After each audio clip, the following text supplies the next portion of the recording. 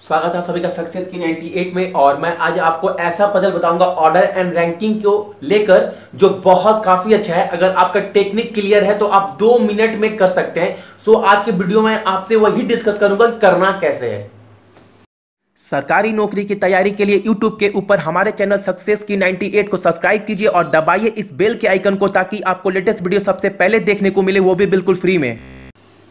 देखो नॉर्मल हमारे पास पजल ये है और ये पजल मैंने 1 महीना पहले करवाया था, लेकिन बहुत सारे बच्चे उस वक्त हमसे नहीं जुड़े थे, तो मैं फिर से अपलोड कर रहा हूं जिससे आप लोग सभी इस चीज का कंसेप्ट आप क्लियर कर लो। ठीक है, अब देखो आप एक बार वीडियो पॉज करके ट्राई करना, देखना कितने देर में ये पजल आप पूरे सॉल्व कर पाते हो। अब आप बोले भाई क्वेश्चन क्या है, देखो क्वेश्चन भी मैं आपको बोल दे रहा हूं कि 10-15 में लाइन में कितने पर्सन थे टोटल। ठीक है, 10-15 में। अब 10-25 जो नेक्स्ट क्वेश्चन है वो है 10-25 में 6 पर्सन जाने के बाद 3-3-6 जो भी लाइन में कितने पर्सन बच गए। बस 2 क्वेश्चन है, कितने देर में बनता है देखो। और अगर कंसेप्ट अगर क्लियर है ना तो सच में विश्वास मानिए 2 मिनट का ही पजल है। ठीक है, देखो नॉर्मल करना क्या है। क्वेश्चन था क्या, क्वेश्चन बोल क्या रहा है, इन अ ATM line Kanhaiya is 27 from the back side and Manish is 16 from the front of the line।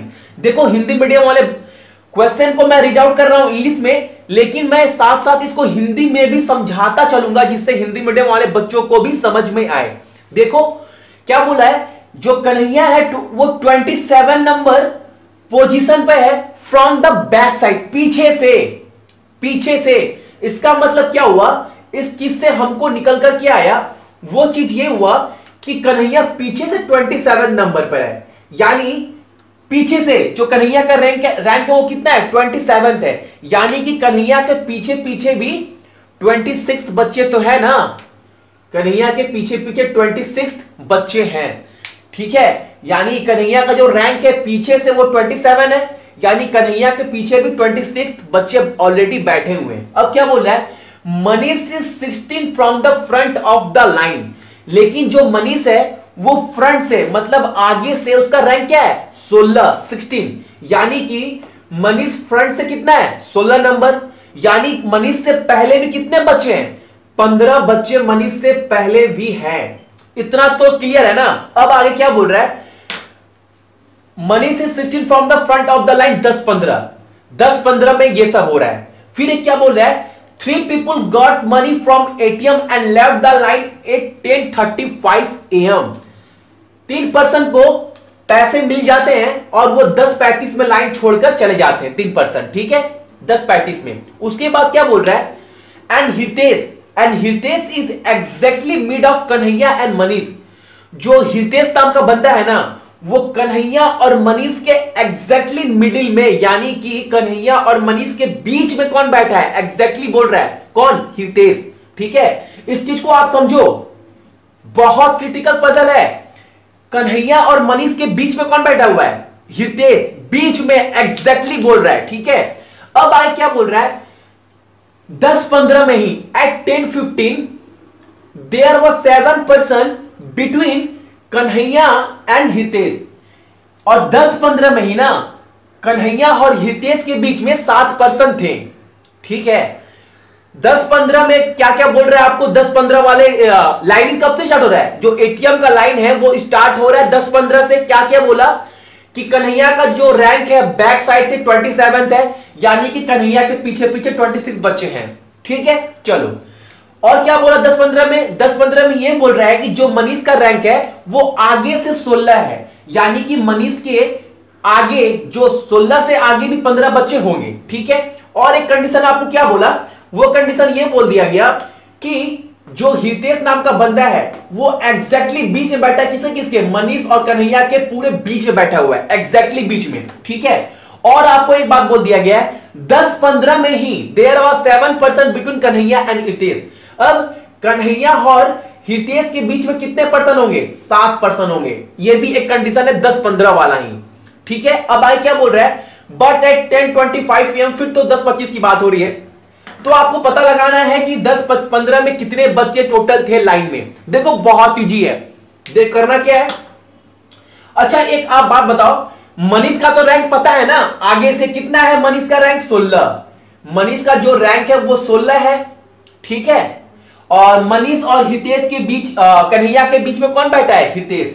अब हितेश का रैंक आगे हो नहीं सकता। आप बोलोगे भैया क्यों नहीं हो सकता? देखो, अगर मान लेते हैं हितेश का रैंक 10, हितेश 10 नंबर पे बैठा हुआ है, 12, 14 कुछ भी मान लो ना, आप 12 मान लो, चलो हितेश 12 नंबर पोजीशन बैठा हुआ है, ठीक है। अब हितेश और कन्हैया, मनीष और कन्हैया के बीच में कौन है? हितेश। अब 12 पर कौन है? 12 पर ये मान रहे हैं कि हितेश बैठा हुआ है, तो कन्हैया कहां बैठेगा? जो कन्हैया बैठने वाला है 13, 14, 15, 16, यानी जो कन्हैया बैठेगा वो कहां बैठेगा? 8 पर। लेकिन आपको एक कंडीशन और बोल दिया गया था कि कन्हैया और हितेश के बीच में 7% है, वो कहां हो रहे हैं? वो कहां हो रहे हैं? तो एक बात आप अनुमान लगा लो कि मनीष के इधर हितेश नहीं बैठेगा, क्योंकि जो सबसे बड़ा लफड़ा है वो ये है कि कन्हैया और हितेश के बीच में 7% है। तो ये चीज क्लियर हो गया हमारा कि मनीष के इधर ही बैठने वाला है कौन? हितेश, ठीक है। अब देखो, अगर मान लेते हैं कि 16 प्लस 7 कितना होता है? 16 प्लस 7, और यहां कौन बैठा हुआ है? यहां बैठा हुआ है हमारा हितेश, ठीक है ना। अब देखो हितेश, अब हितेश और कन्हैया के बीच में भी 7% बैठे हुए हैं, ठीक है ना। तो हितेश और कन्हैया के बीच में 7%, ठीक है। अब कौन आएगा हमारा? यहां पर आएगा हमारा कन्हैया, ठीक है। अब देखो कंडीशन फॉलो कर रहा है, नॉर्मल सोचने वाली बात है। 16 प्लस 7 23, एक हितेश का पोजीशन 24, 24th ना। अब 24th प्लस 7 31, एंड कन्हैया का पोजीशन क्या हो गया? 31 प्लस 1 32। अब देखो हमारा सारा कंडीशन फुलफिल कर रहा है, कन्हैया और हितेश के बीच में 7%, ठीक है। चलो, और कन्हैया और मनीष के एग्जैक्ट मिडिल में कौन बैठा हुआ है? हितेश, यानी कि 7% इधर से 7% इधर से। तो देखो, सिर्फ आपको समझना यह है कि मनीष के उधर तो हितेश बैठेगा नहीं, और कन्हैया और हितेश के बीच में 7% है, तो आप ऐसे पुट कर सकते हैं। अब क्या निकल गया? अब देखो मनीष के इधर 15 बच्चे तो होंगे, और कन्हैया का रैंक क्या है? 32। ये 32 कहां से आया? Not from the back side. ये कहां से आया? ये आया फ्रंट से, आगे से 32। लेकिन आपको पजल में क्या बोल दिया गया था कि कन्हैया का रैंक फ्रॉम बैक साइड 27, यानी कि कन्हैया के पीछे पीछे 26 बच्चे तो होंगे ना। तो 32 ये क्या है? फ्रंट से है, फ्रंट से है, लेकिन कन्हैया के पीछे पीछे 26 बच्चे भी होंगे, ठीक है। तो प्लस 26 करेंगे ना, कि कन्हैया के पीछे भी तो 26 बच्चे हैं, तो कितना, और टोटल बच्चे कितने हैं? 10-15 में लाइन में टोटल कितने बंदे हैं? तो आपका आंसर क्या होना चाहिए? 32 प्लस 26 क्या होगा? 58% एटीएम के लाइन में है 10-15 में। इस बात को समझ में आया ना अभी तक?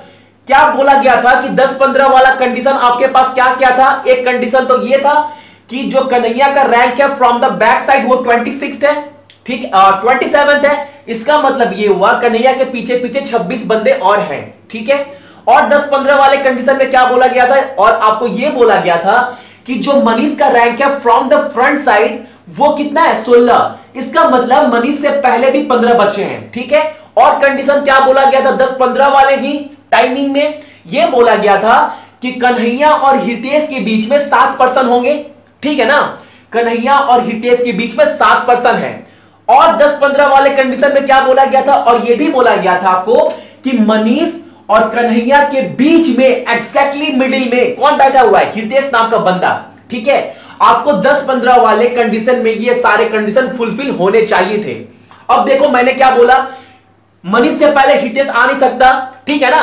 अब देखो मनीष से पहले हितेश आएगा नहीं, यानी कि मनीष के बाद ही हितेश आने वाला है, ठीक है। अब देखो मैंने क्या मेरे माइंड में क्या चला, वो ये चला कि कन्हैया और हितेश के बीच में 7% तो है ना, तो एक काम करते हैं, और कन्हैया और मनीष के बीच में कौन बैठा हुआ है? हितेश। तो 16 प्लस 7 करते हैं तो कितना होगा?